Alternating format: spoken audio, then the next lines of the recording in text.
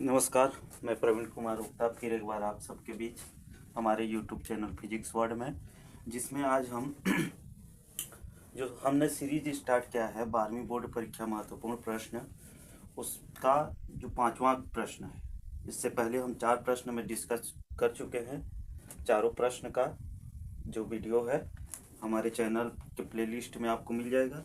4 महत्वपूर्ण प्रश्न जो बहुत बार बोर्ड एग्जाम में पूछे जा चुके हैं। आज हम 5वां महत्वपूर्ण प्रश्न के बारे में डिस्कस करने वाले हैं। तो चलिए देखते हैं कौन सा है 5वां महत्वपूर्ण प्रश्न। ये इकाई 2 जो विद्युत धारा है, ठीक, इलेक्ट्रिक करंट यहाँ से है। मोस्ट एमपी 3 अंक वाला प्रश्न है। ये चैप्टर से 3 अंक वाला एक प्रश्न पूछता है, ठीक, एक क्वेश्चन पूछता है। मतलब पूरे चैप्टर में से जो आपका प्रश्न पत्र में होगा एक प्रश्न 3 अंक का आएगा ये चैप्टर से, ठीक। तो आज का जो प्रश्न है हमारा क्या है, व्हीटस्टोन सेतु के सिद्धांत P/Q=R/S को व्युत्पन्न कीजिए, ठीक। जो व्हीटस्टोन का सेतु का सिद्धांत है P/Q=R/S, इसको सिद्ध करना है। ये 3 अंक का प्रश्न है। ये सीजी बोर्ड 2023 सेट ए में पूछा है, सीजी बोर्ड 2021 सेट बी में, ठीक। 2 साल ये पूछ चुका है, इससे पहले भी पूछा होगा, ठीक। तो और एक चीज, ये प्रैक्टिकल प्रैक्टिकल के दृष्टिकोण से भी बहुत महत्वपूर्ण है। जो हमारा मीटर सेतु, जिसका प्रैक्टिकल का पूरा वीडियो हमारे मतलब 2-3 वीडियो हमारे चैनल में है, उसमें जो मीटर सेतु है वो क्या है, व्हीटस्टोन इसी सिद्धांत पर कार्य करता है। तो उस दृष्टिकोण से भी ये क्या हो जाता है, मोस्ट आईएमपी, ठीक। तो इसको कर ही लेना है, क्योंकि 2 फ्रंट में काम आ रहा है, एक प्रैक्टिकल में, एक एग्जाम में भी पूछ रहा है, ठीक। तो चलिए डिस्कस करते हैं इसको कैसे बनाना है।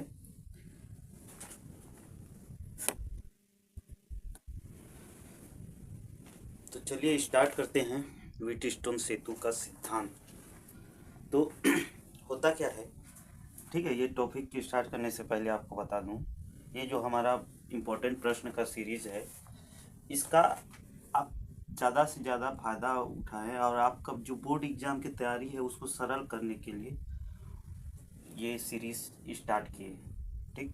तो सबके समझाने का तरीका अलग अलग होता है, तो अच्छे से ध्यान से समझिए और ये वीडियो को ज़्यादा से ज़्यादा लोगों को शेयर कीजिए ताकि बाकी लोग भी फ़ायदा उठा सकें।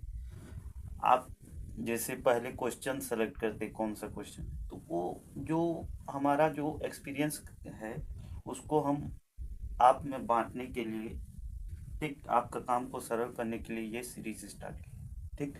तो चलिए स्टार्ट करते हैं। मैं पूरा कोशिश करूँगा, क्या है वीडियो ज़्यादा लेंदी ना हो, इसीलिए थोड़ा शॉर्ट में बताना पड़ता है। बाकी पूरा कोशिश रहेगा कि पूरा मतलब किस टाइप से याद रखना है, क्या टेक्निक में पढ़ना है, पूरा कोशिश करेंगे एक्सप्लेन करने, ठीक। तो चलिए स्टार्ट करते हैं व्हीटस्टोन सेतु का सिद्धांत। तो व्हीटस्टोन सेतु का सिद्धांत होता क्या है, इसमें 4 प्रतिरोध PQRS को चतुर्भुज ABCD में 4 भुजाओं में जोड़कर एक विकर्ण AC में एक बैटरी E जोड़ देते हैं, तथा एक विकर्ण BD में गैल्वेनोमीटर जो धारामापी G जोड़कर प्रतिरोधों के मान को इस प्रकार से व्यवस्थित करते हैं, ठीक। ये जो प्रतिरोधों के मान को इस प्रकार से व्यवस्थित करते हैं कि धारामापी में कोई विक्षेप न हो, ठीक। यहाँ कोई विक्षेप न हो तो सेतु को संतुलन में कहा जाता है, सॉरी, सेतु संतुलन में कहा जाता है। तो इस स्थिति में जो संलग्न भुजाओं पर जो प्रतिरोध है आपस में क्या होते हैं, कोई भी 2 संलग्न भुजाओं के प्रतिरोधों का अनुपात अन्य 2 संलग्न भुजाओं के प्रतिरोधों के अनुपात के बराबर होता है। मतलब P/Q=R/S, यही व्हीटस्टोन सेतु का सिद्धांत, ठीक। ये तो हो गया। अब इसको याद कैसे रखें, तो फिजिक्स में एक टेक्निक है कि जैसे ये डायग्राम है, तो डायग्राम बना लिए तो डायग्राम को पढ़ना सीखिए, ठीक। ये रट्टा मारने का जरूरत नहीं है, डायग्राम को पढ़ना सीखिए, ठीक। क्या है हमारे दिमाग में रखना है कि एक चतुर्भुज है, चतुर्भुज के 4 भुजाओं में 4 प्रतिरोध है। ठीक, अब प्रतिरोध इसके एक विकर्ण को उठाएंगे, वहाँ पे एक बैटरी और एक कुंजी जोड़ दिए, दूसरे विकर्ण में क्या कर दिए, एक गैल्वेनोमीटर और एक कुंजी जोड़ दी।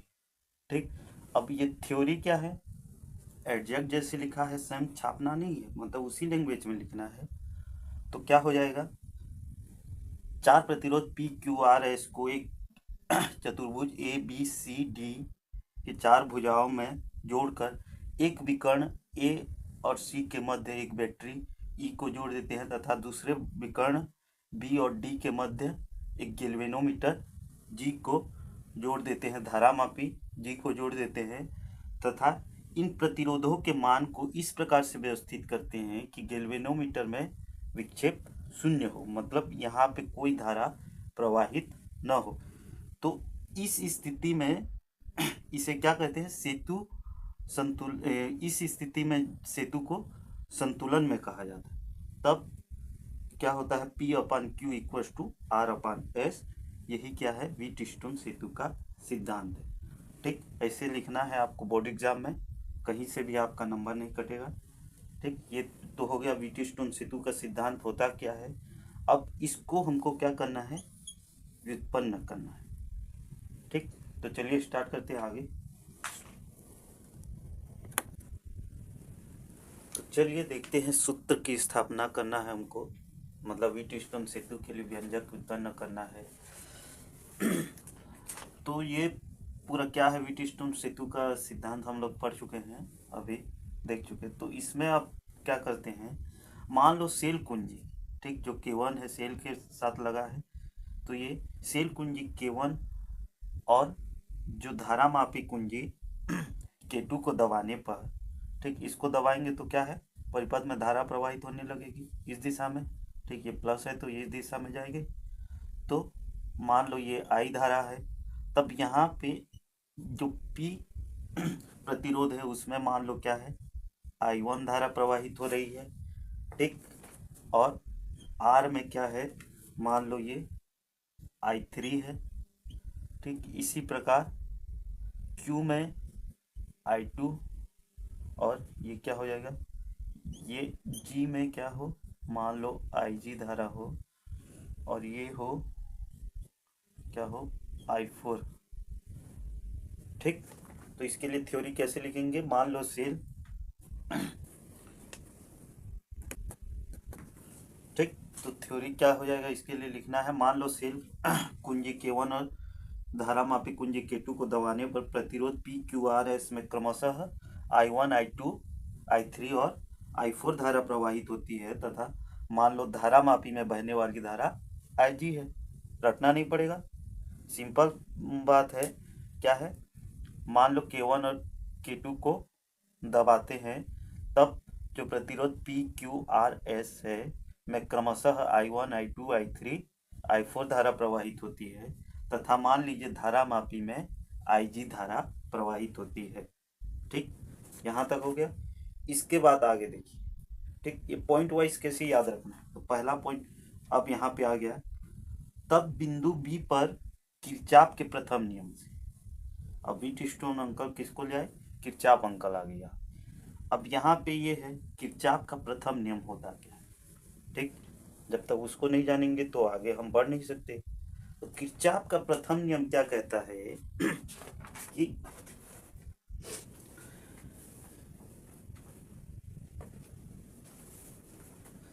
किरचॉफ का प्रथम नियम कहता है कि किसी भी संधि पर, ठीक, ये जैसे संधि है, ये संधि है, ये संधि है, किसी भी संधि पर मिलने वाली समस्त धाराओं का जो बीजगणितीय योग है वो हमेशा क्या होता है, शून्य होता है। इसका सिंपल कहने का मतलब है, किरचॉफ का प्रथम, जो किरचॉफ अंकल है उनके प्रथम नियम में बोलते हैं कि जैसे ये बिंदु पर जितनी धाराएं आ रही हैं, जितनी धाराएं जा रही हैं, उन सब को जोड़ेंगे तो यहाँ पे जो धारा का मान होगा वो क्या होगा, 0 होगा, मतलब संधि में कोई धारा नहीं रुकता। ठीक, यही किरचॉफ का प्रथम नियम। ठीक, तो आगे देखते हैं, मतलब यहाँ पे कोई धारा नहीं रुकता। तो क्या बोल रहा है, बिंदु बी पर किरचॉफ का नियम लगाना है। ठीक, बिंदु बी ये है, तो बिंदु बी पर क्या है, I1 धारा आ रही है। जो धारा आ रही है उसको क्या लिखेंगे, पॉजिटिव में, जो जा रही है उसको नेगेटिव में। तो I1 धारा आ रही है बिंदु बी पर, तो ये क्या हो जाएगा I1। अब देखो और कोई धारा आ रही है, नहीं आ रही है। IG धारा यहाँ से जा रही है, तो माइनस IG, और I2 धारा जा रही है, माइनस I2 इक्वल टू क्या होगा, 0। ये किरचॉफ के प्रथम नियम से है। ठीक, आगे देखते हैं। अब इसको क्या करते हैं, इसको हम ऐसे लिख लेते हैं, जो I1 इक्वल टू, ये माइनस वालों को उधर ले जाएंगे तो क्या हो जाएगा, IG प्लस I2। ठीक, एक इक्वेशन मिल गया। किंतु हम लोग जानते हैं कि संतुलन की एक स्थिति, मतलब ऐसे व्यवस्थित कर जा रहा है कि ये संतुलन में हो, मतलब जी में कोई विक्षेप न हो, मतलब यहाँ पे जो धारा है वो क्या हो, शून्य हो। तो संतुलन की स्थिति में क्या हो, क्या लिखेंगे, संतुलन की स्थिति में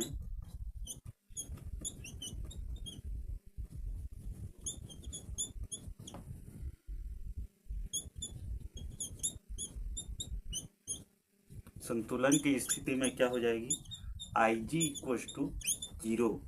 ठीक, IG इक्वल टू दिख रहा है, IG इक्वल टू क्या हो जाएगा, 0 हो जाएगा। तो यहाँ से हमको क्या मिल जाएगा, ठीक, IG इक्वल टू 0, मतलब यहाँ पे 0 रखेंगे तो क्या हो जाएगा, I1 इक्वल टू, सॉरी ये I2 है ना, I1 इक्वल टू क्या मिल जाएगा, I2। इसको क्या करेंगे, समीकरण 1 दे देंगे। ठीक, तो कैसे आया समीकरण 1, समझ में आया। संतुलन की स्थिति में विक्षेप शून्य होता है, मतलब कोई धारा प्रवाहित नहीं होता है, तो IG इक्वल टू क्या होगा, 0। तो यहाँ पे IG इक्वल टू 0 रखेंगे, ये वाला 0 हो जाएगा, तो क्या मिल जाएगा, I1 इक्वल टू I2। इसको हम लोग क्या करेंगे, समीकरण 1 दे देंगे। ठीक, ये पहला पॉइंट याद रखना। सूत्र स्थापना के लिए पहले क्या करना है, बिंदु बी पर किरचॉफ का प्रथम नियम लगाना है। ठीक, याद करने के लिए आगे देखते हैं। ठीक, समीकरण 1 मिल गया। इसके बाद हमको क्या करना है, इसी प्रकार बिंदु डी पर किरचॉफ का नियम, ठीक, यहाँ लगाए थे, अब बिंदु डी पर किरचॉफ का नियम लगाएंगे। ठीक, किरचॉफ का प्रथम नियम। ठीक, तो किरचॉफ का प्रथम नियम लगाएंगे तो बिंदु डी पर कौन कौन सी धाराएं आ रही हैं, ये I3 आ रही है, IG आ रही है और I4 जा रही है। तो इन तीनों का बीजगणितीय योग क्या होगा, शून्य होगा। तो क्या होगा, I3 आ रही है डी पर, ठीक, तो ये क्या हो जाएगा, I3 प्लस IG आ रही है, IG minus I4 equal to क्या होगा, 0। मतलब किसी भी बिंदु पर समस्त धाराओं का बीजगणितीय योग क्या होता है, सॉरी, किसी भी संधि पर समस्त धाराओं का बीजगणितीय योग शून्य होता है। यही तो बोला है किरचॉफ ने। ठीक, अब देखो ये माइनस वाला पोर्शन को उधर ले जाते हैं। ठीक, क्या है, हमको भी थोड़ा अच्छा लगेगा, प्लस IG, ये माइनस I4 को अलग बिरादरी का है उधर ले गए, किंतु ठीक, तो हमको क्या मिल गया, I3 plus IG equal to I4। लेकिन हम लोग जानते हैं संतुलन की स्थिति में है ब्रिज, और यहाँ पे जो IG, मतलब इसमें कोई धारा प्रवाहित नहीं हो रही है, किंतु क्या है, संतुलन की स्थिति में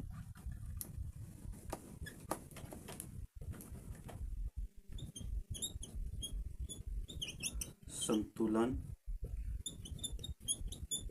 की स्थिति में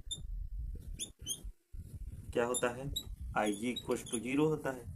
तो यहाँ पे IG इक्वल टू 0 लिखेंगे तो क्या प्राप्त होगा हमको, I3 इक्वल टू I4।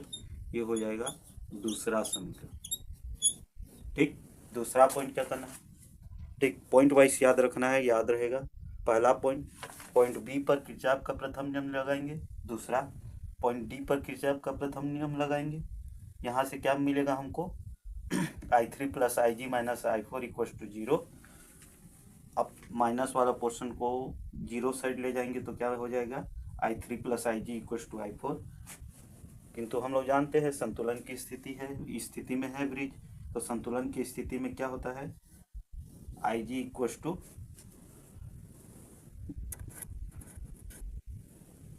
संतुलन की स्थिति में क्या होता है, IG इक्वल टू जीरो।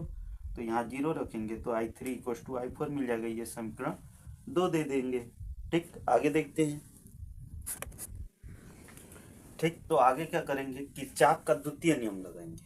ठीक, अब किरचॉफ का दूसरा नियम होता क्या है, तो जो किरचॉफ का द्वितीय नियम होता है वो हमेशा एक बंद पास मतलब बंद लूप में लगता है। ठीक, तो जैसे यहाँ पे ABDA एक लूप बन रहा है इस टाइप का बंद लूप। ठीक, ये A है, ये B, ये D। ठीक, इस प्रकार का जो बंद लूप बन रहा है, इस प्रकार के किसी बंद लूप में हम द्वितीय नियम को लगा सकते हैं। तो किरचॉफ का द्वितीय नियम इसको समझेंगे। तो किरचॉफ का द्वितीय नियम क्या कहता है, इसमें किसी भी बंद लूप में समस्त विद्युत वाहक बल, ठीक, समेशन एप्सिलॉन, मतलब जैसे कोई भी बैटरी लगा हुआ है, समस्त विद्युत वाहक बलों का बीजगणितीय योग उसमें उपस्थित, जैसे PQR, और इसमें क्या है, I1 धारा है, सॉरी ये गैल्वेनोमीटर। ठीक, यहाँ पे क्या है, ये वाले भाग में ये जो गैल्वेनोमीटर है इसको भी हम यहाँ क्या मानेंगे, प्रतिरोध मानेंगे, जिसका प्रतिरोध क्या मानेंगे, G मानेंगे। ठीक, तो इस प्रकार से यहाँ भी किसी भी बंद लूप में उसके समस्त विद्युत वाहक बलों का बीजगणितीय योग उसमें उपस्थित प्रतिरोधों का प्रतिरोध तथा उसके संगत जो धारा प्रवाहित हो रही उनके गुणनफल का बीजगणितीय योग। ठीक, जैसे यहाँ I1 धारा प्रवाहित हो रही है, P प्रतिरोध है, तो यहाँ पे क्या हो जाएगा, इन दोनों का गुणनफल का करेंगे, ऐसे करके जितने भी रहेंगे सब का गुणनफल करके योग करेंगे, तो summation I equal to R। ठीक, ये क्या होता है, किरचॉफ का द्वितीय नियम, मतलब किसी भी बंद लूप में समस्त विद्युत वाहक बलों का बीजगणितीय योग तथा उस परिपथ में या बंद लूप जो पास है उसमें उपस्थित प्रतिरोध तथा उसके संगत धाराओं का गुणनफल का बीजगणितीय योग आपस में क्या होता है, बराबर होता है।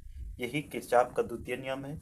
और हमको इसको लगाना है, ये देखो दो बंद लूप बन रहा है यहाँ पे, इतनी मतलब ये भी पूरा बंद लूप है, बाकी हमको यहाँ पे ये दो बंद लूप का यूज है, ABDA, इसमें पहले किरचॉफ का द्वितीय नियम लगाएंगे, फिर BCDB इसमें द्वितीय नियम लगाएंगे। तो देखते हैं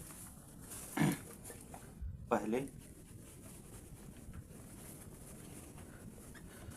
अब ABDA इसमें किरचॉफ का द्वितीय नियम लगाएंगे। ठीक, जो धारा की दिशा में होगा उसको क्या लेंगे, पॉजिटिव, जो विपरीत दिशा में होगा उसको नेगेटिव। ठीक, तो A से B के बीच देखते हैं, A के बीच में कोई बैटरी है, नहीं है।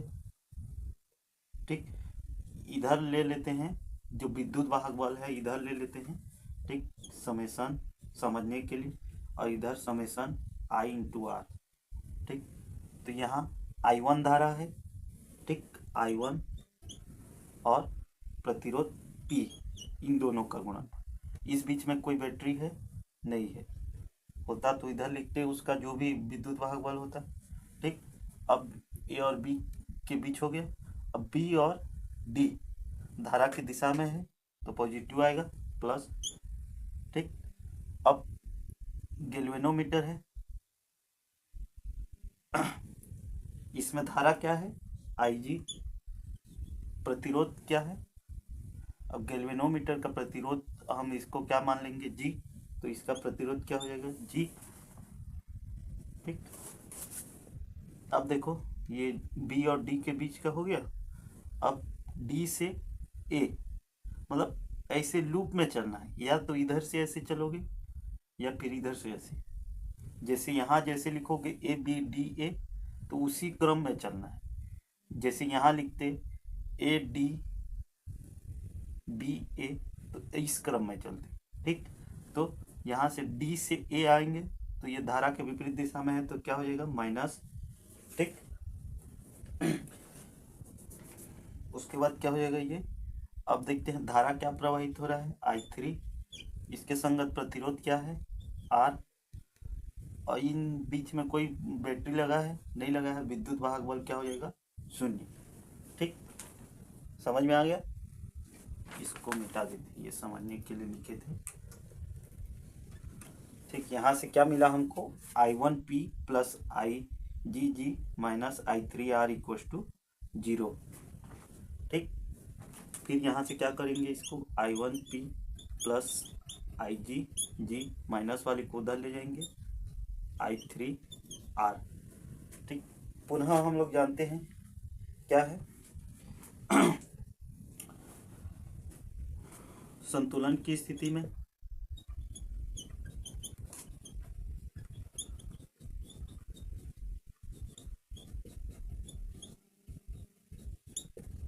Ig इक्व टू क्या होता है 0, यहाँ 0 रखेंगे तो ये पूरा क्या हो जाएगा 0, तो क्या मिलेगा हमको I1P इक्व टू I3R, ये क्या हो जाएगा तीसरा समीकरण, ठीक। पहला समीकरण, दूसरा और ये तीसरा समीकरण, ठीक। आगे देखते हैं,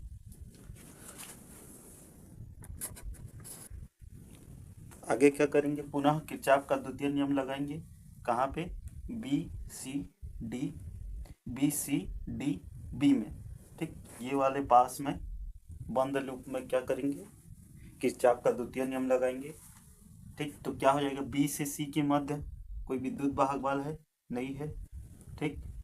धारा क्या है, I2 धारा की दिशा में है, बी से सी, ठीक। और प्रतिरोध क्या है, Q, ये हो गया बी से सी, सी से डी, ठीक। सी से डी धारा विपरीत दिशा में है, तो क्या हो जाएगा माइनस I4, ठीक। और इसका संगत प्रतिरोध क्या है, S। इसी प्रकार डी से बी, ये भी विपरीत दिशा में है, तो माइनस IG, और ये गैल्वेनोमीटर का प्रतिरोध क्या लिए हैं G, कोई विद्युत वाहक बल नहीं है, तो क्या हो जाएगा 0। यहाँ से क्या मिलेगा हमको, I2Q equal to I4S minus IgG। पुनः हम लोग जानते हैं क्या है, संतुलन की स्थिति में क्या होता है, Ig इक्व टू क्या मिलेगा हमको 0, तो यहाँ से ये वाला पोर्शन क्या हो जाएगा, सॉरी ये प्लस हो जाएगा, Ig इक्व टू 0, तो क्या मिलेगा I2Q इक्व टू I4S, ठीक। इसको क्या दे देंगे, चौथा समीकरण, ठीक।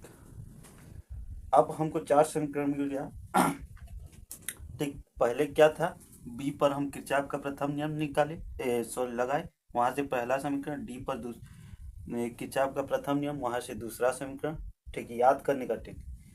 तीसरा, ए बी डी, ए में किरचॉफ का द्वितीय नियम लगाए, वहां से हमको एक इक्वेशन मिला, तीसरा समीकरण। और चौथा समीकरण बी सी डी बी, इसमें किरचॉफ का द्वितीय नियम लगाए, वहां से चौथा समीकरण। अब क्या करेंगे, समीकरण 3 समीकरण 3 में से समीकरण 4 को भाग देने पर क्या क्या मिला था हमको, समीकरण 3, ठीक। जैसे ये जिस साइड का उसी साइड से भाग होगा, तो हमको क्या मिला था, I1P इक्व टू I3R भागित क्या हो जाएगा, ये I2Q बटे I4S, ठीक, यही मिलेगा। समीकरण 3 भागे समीकरण 4 करेंगे तो ठीक। तो यहाँ से फिर अब देखो हमको क्या मिला था, समीकरण 1 और समीकरण 2 में हमको क्या मिला था। समीकरण 1 में मिला था हमको I1 इक्वल्स टू I2 और समीकरण 2 में क्या मिला था, I3 इक्वल्स टू I4। तो क्या करेंगे, समीकरण 1 से समीकरण 1 व समीकरण 2 से मान रखने पर समीकरण 1 व 2 से क्या रखेंगे, I2 इक्वल्स टू I1 रख देंगे। तो यहाँ से क्या हो जाएगा, I1 P upon I1 Q equals to क्या मिलेगा, यहाँ से I3 और I4 की जगह पे क्या रख देंगे, समीकरण 2 से I3 ठीक, R अपान S ठीक। I1 कैंसिल हो जाएगा, I3 कैंसिल हो जाएगा। तो क्या मिल जाएगा, P upon Q equals to R upon S ठीक। यही क्या है, व्हीटस्टोन सेतु का सिद्धांत है। यही हमको व्यंजक निकालना था ठीक। P upon Q equals to R upon S, यही क्या है आपका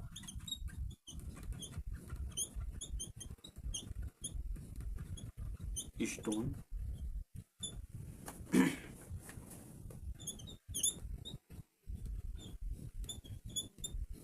सेतु का सिद्धांत।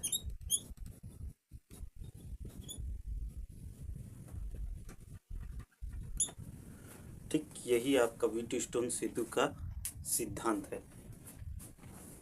यही सिद्ध करना था। यहाँ तक आप पूरा लिखेंगे स्टेप बाय स्टेप, आपका पूरा 3 में 3 अंक आपको प्राप्त होगा ठीक। याद कैसे रखना है इसको थोड़ा सा बता देते हैं। मोस्ट आईएमपी प्रश्न है,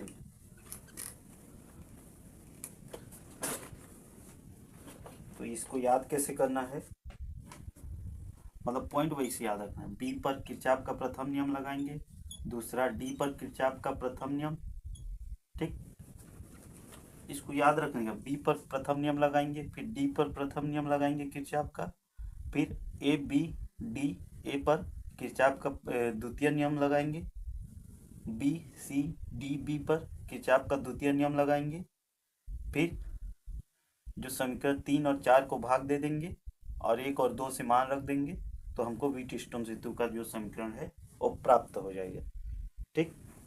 देखिए क्या है, पूरा एक्सप्लेन करने में थोड़ा वीडियो लेंदी हो जाता है, बाकी आप जब लिखेंगे एग्ज़ाम में तो इतना लंबा नहीं होगा। ये सबका बताने का टेक्निक अलग अलग है, कोशिश करते हैं कि अच्छे से समझ में आए आपको ठीक। तो ज़्यादा से ज़्यादा लोगों में शेयर करिए वीडियो को। धन्यवाद, जय हिंद।